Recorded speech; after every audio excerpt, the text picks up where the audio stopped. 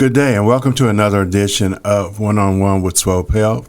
I am your host, Eric Wesson. Thanks so much for joining us today. Got a great conversation planned for you. My guest, again, on a repeat performance is none other than Johnny Waller. Johnny, thanks so much for joining us. Absolutely. Thanks for inviting me.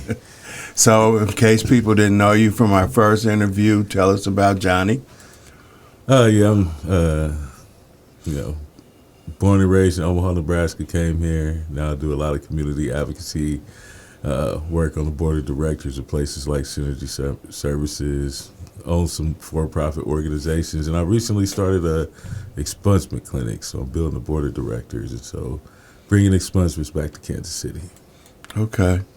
So your focus is dealing with crime and the issues surrounding crime. So I understand you had some choice words at a recent meeting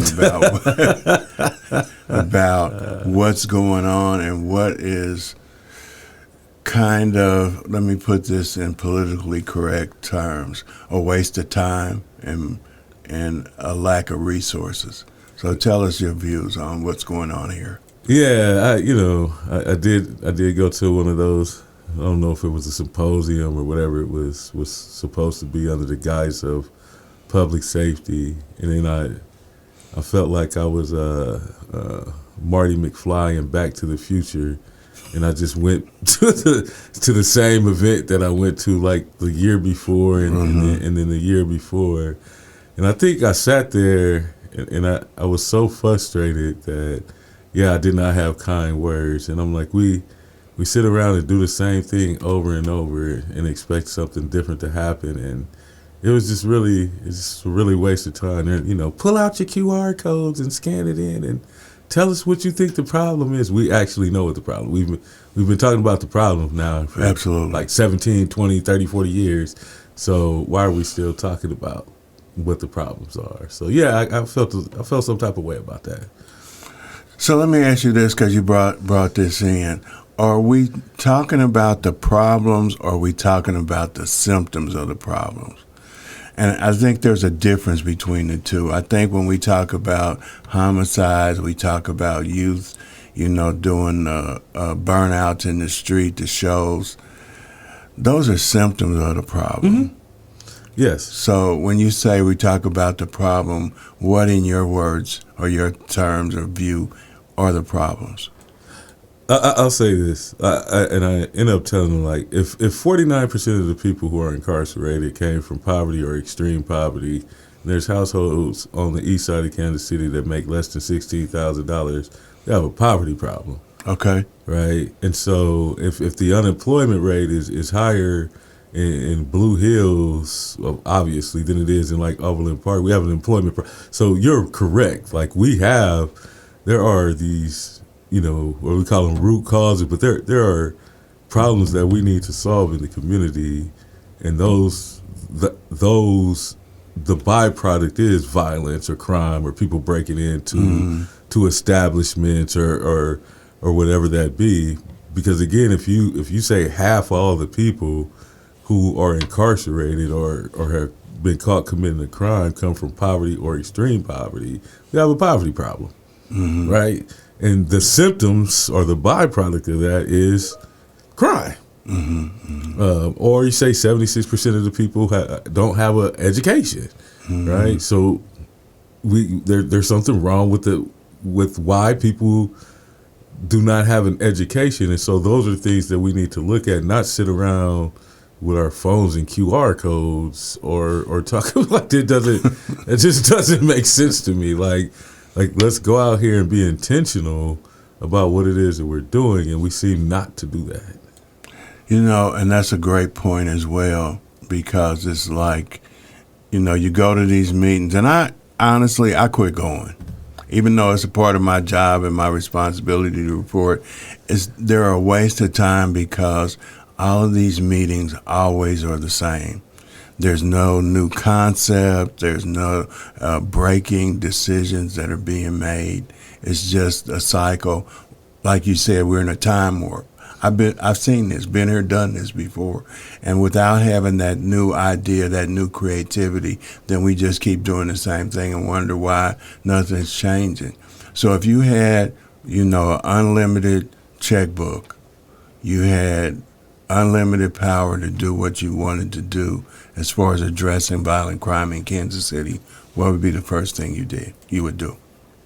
I take all these abandoned houses in these neighborhoods. I invest money into them, fix them up, clean up the neighborhoods. That would be the very first thing that I did. Mm-hmm. I was with some reporter or something, and they wanted to do a story. I think it was KCUR, and we ended up walking in one of the, they had picked one of the most violent neighborhoods. And when I walked through it, half the houses was abandoned, the streets were dirty, the weeds were overgrown. And so I was like, if you woke up like that every day, like you wake up and you have to look outside, like that could play a significant role in how you feel about yourself, how you feel about your community, and all these other things. And so I would address, we have a bunch of abandoned houses that we appear to seem to can't do anything with, like for some odd reason, right? And so that would be my first step. My second step would be to find ways to provide employment and meaningful employment in fields that people want to be in. So, right, because there's somebody sitting, we have a lot of guys who, quote unquote, people would say were bad people, whatever they want to say, but they also have dreams and ambitions too.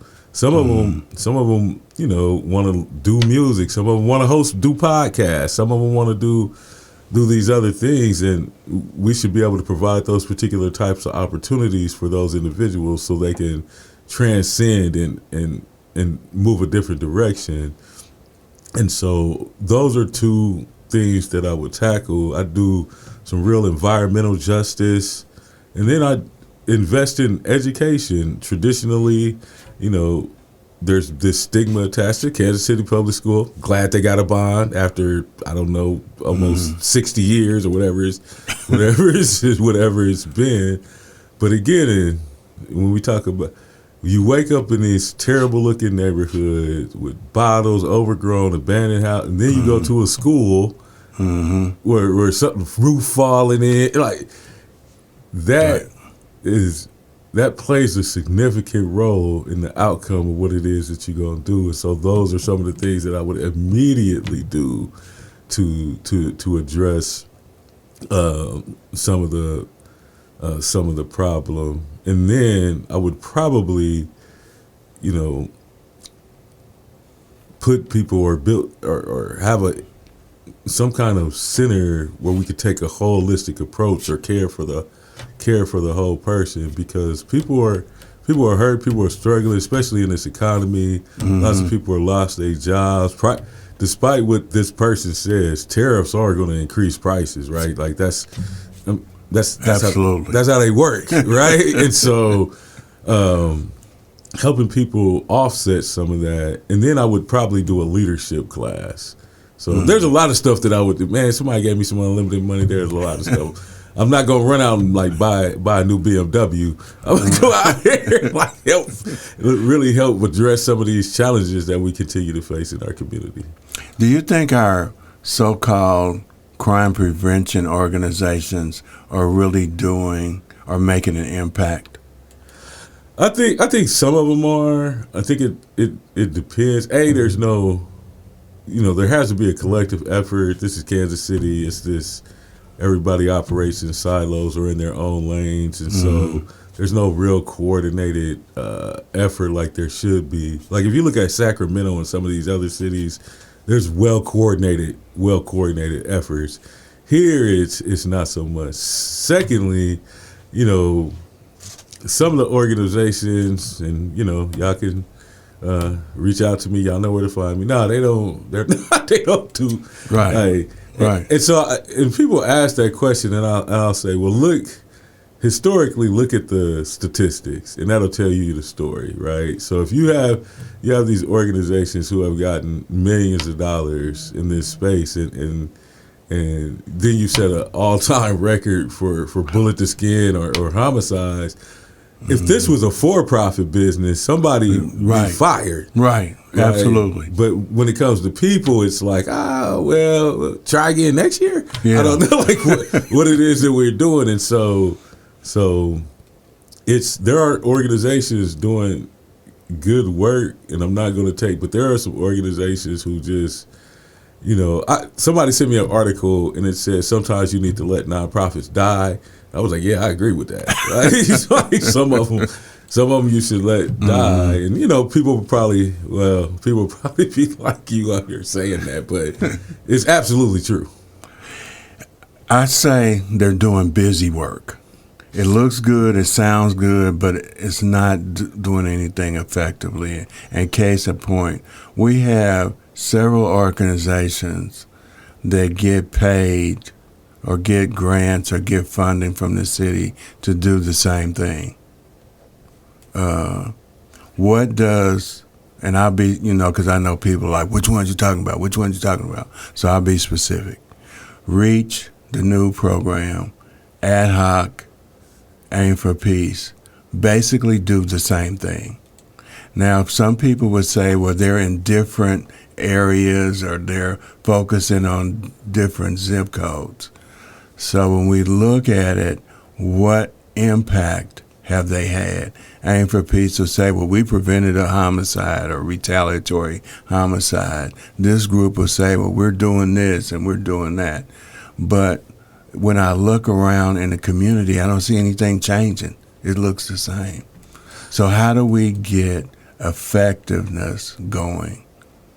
That's a really great question. And so, Reach is new, so I'll give them the benefit of the doubt. But they are, and I think I've seen them on 31st and Prospect out there. Right. I think, 4 blocks down the street, you got Aim for Peace. Yeah. And then, and right around the corner, you got Ad Hoc. Yeah, is a can. Well, Ad Hoc, they're moved. They moved. Yeah. And so Ad Hoc is, just historically Alvin Brooks' baby.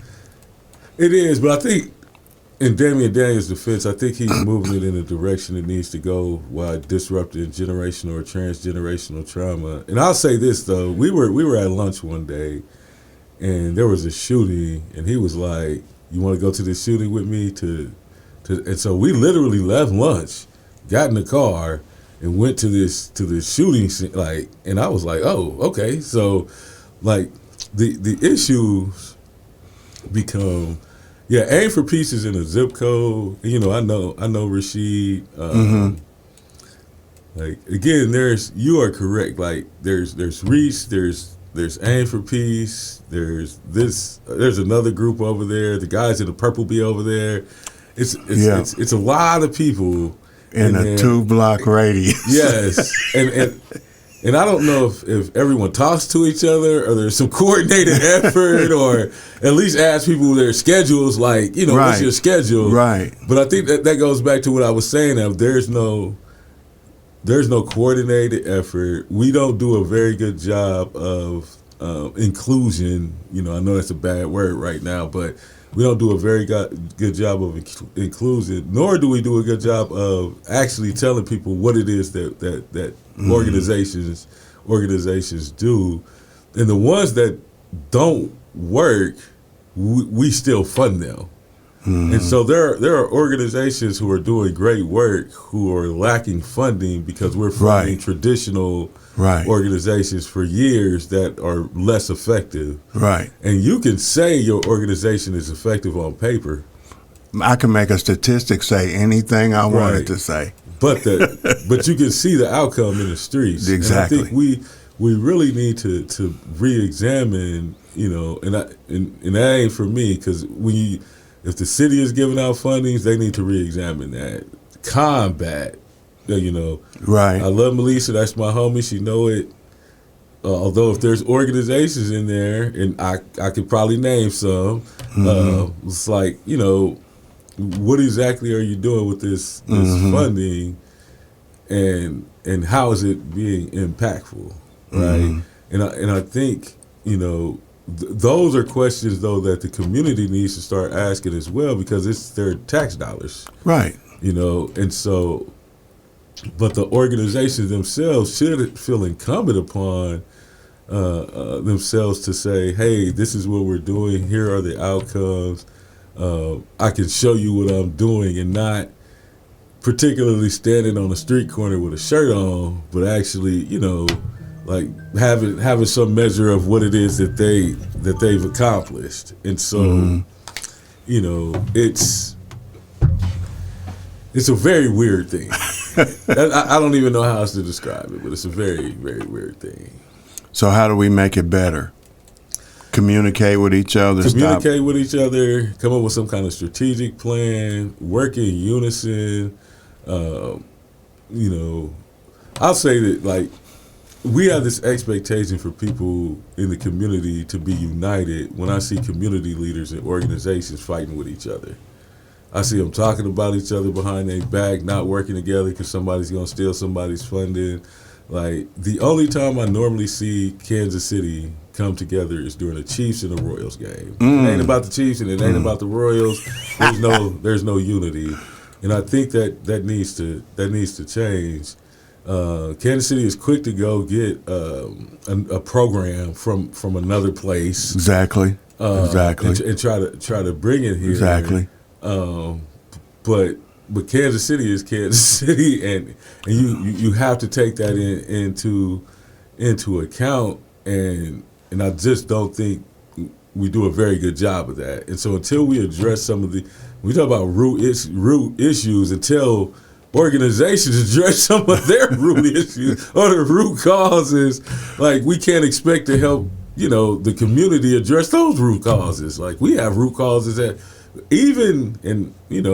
I love the foundations, but even the foundations need to, like, some of the way that they fund or some of the things that they fund, like, people need to re-examine, like, this landscape if you say you really want to solve crime and violence in Kansas City.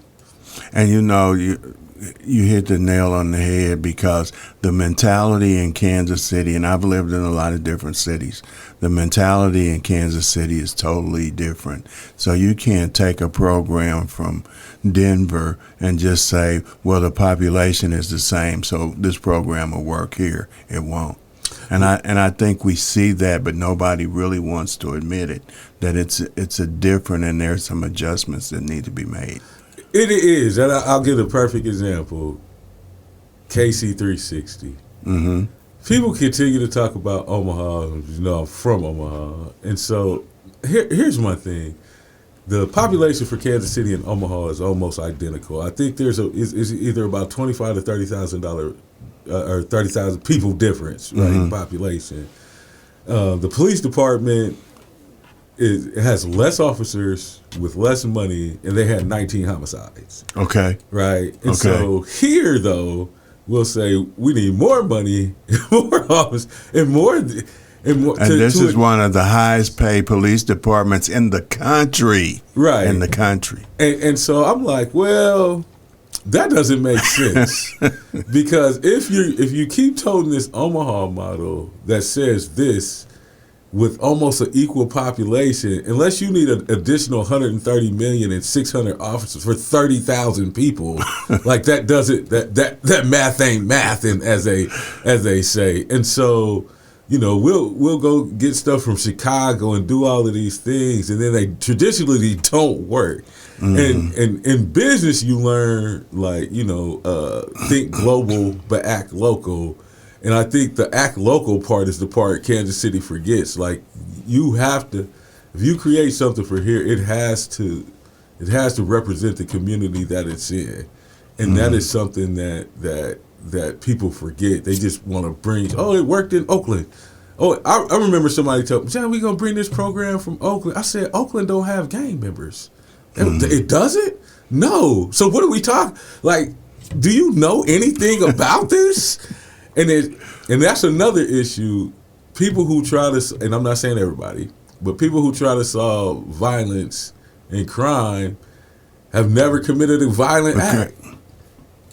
So you're really, crafting some solution for a group of people that don't come to these meetings, right? Don't care if you in front of a podium, like, they don't care about any of that. And so, but you're the best person suited to address like that doesn't even make sense. Because they read a book. Yes. Or you No went to practical school. experience, but and I can even see if you took your formal education, but then we're able to say like, hey, I'm going to meet with somebody who does have this experience. And they don't even want to do that because half the time people scared to talk to the 1% of Kansas City who's doing. But if you ask people like, hey, if you do a drive-by and you've never done a drive-by, you should probably ask somebody who's done a drive-by, right? You're not going to do one. You're not going to mask up and get some gloves and call up your partners and, hey, we about to slide on dude. Like, you are never going to do that. So you should probably ask somebody who's done that before. Right. Like, why'd you do it? Why'd you do it? Yeah. What were you thinking? Like, all of these questions so you can craft a common sense solution. But if you can't do that, then we're going to continue to see the same thing, and it amazes me that we continue to do that. It's amazing. It's really amazing that we continue to do that. The only crime they've committed is not making a right turn on red when the sign said you can't do it. So yeah, and I guess it's the mentality. Again, of Kansas City and the way that they approach situations. You look at the city's budget. Is there really enough money or any money in reentry?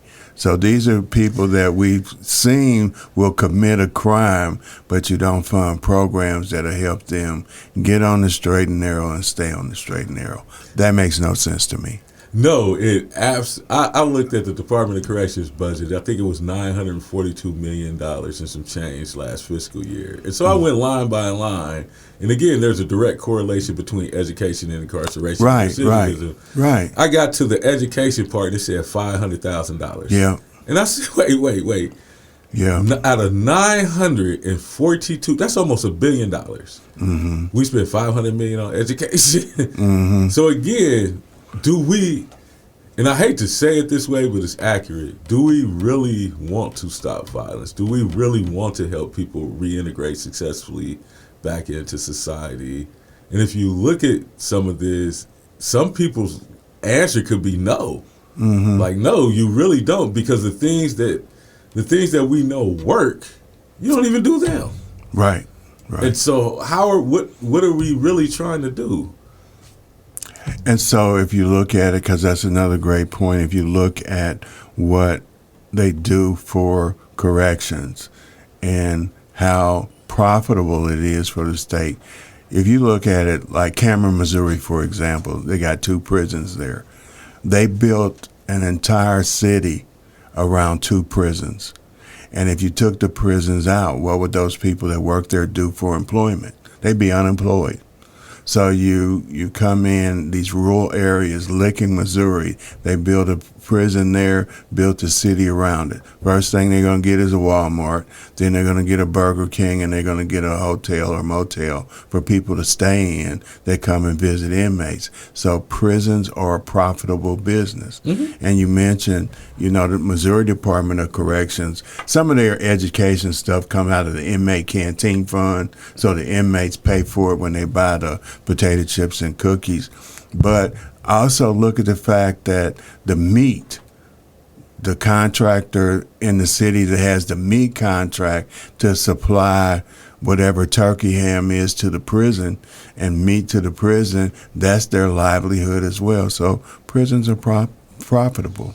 Yeah, I mean, if Bob Barker got into it with Bob Barker Industries, right, he got into supplying things for prison. It's got to be money in it. The price was right in that case. And so, when we talk about economic impact, the economic impact of incarceration is great. And if we, I think the number is $292 million we spend on recidivism in Missouri just from that DOC standpoint. And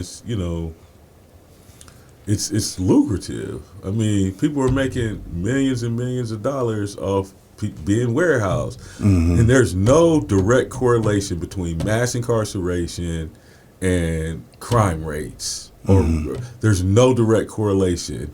And so if there's no direct correlation, then we all know that mass incarceration is not going to deter crime. Yet we still invest in almost $1 billion in across America. I think the figure is closer to 1.8 to 2 trillion. Like it's a massive spending effort to what? If mass incarceration does not equal public safety, the hell we spending all this money on? What are we spending all this money for? Like, why don't we spend stuff on things that work, like education, maybe mental health, housing, those things. Yeah, people with substance abuse issues. Like we care. People care about substance abuse now because fentanyl, and honestly, they care about it because fentanyl is killing white people. Like they didn't even have the same gumption or same enthusiasm when it was heroin and crack killing black people. Right. But now it's and so we have to really think like what exactly. Again, if one sat down logically and looked at everything, do we really want to solve crime and violence? Do we really want to end massacre? Like, what are we doing? And I think that's a question that we all should ask ourselves, especially those who operate in this space. Great point. Appreciate you. But Trump's going to fix all that because he said he's sending them over to El Salvador. Yeah, El Salvador. Hey, I was watching that on the news. He was like, we're going to get some of these tough guys here locally, United States citizens, and send them over to El Salvador. Told the El Salvador president to build 3 new prisons so he can send people over there to it. Johnny, appreciate your insight. Appreciate you coming and joining us today. As always, we've got the greatest viewing audience in the world. Till next week, remember, tough times don't last, tough people do. Until next time, peace.